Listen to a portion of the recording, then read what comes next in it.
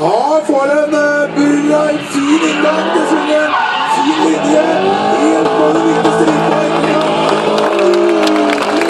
Brynne på din kaffe. Vi har blitt utspilt litt demperspelet. Skal han brenne opp til alle dekka før svingen, eller? Nei, han har godt ring inn her.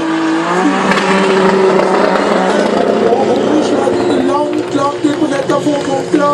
Det han blir. Har mye høyere inngangshastighet. Setter han tidlig. Får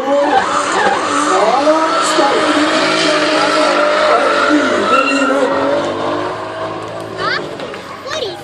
jeg ser holder en knapp på Nordnes i dag faktisk.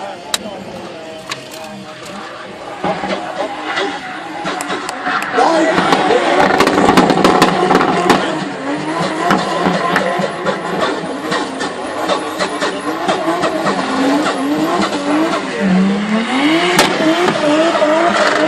Da er vi fryktelig klar snart med vinnerlista, og premieutdelingen skjer umiddelbart.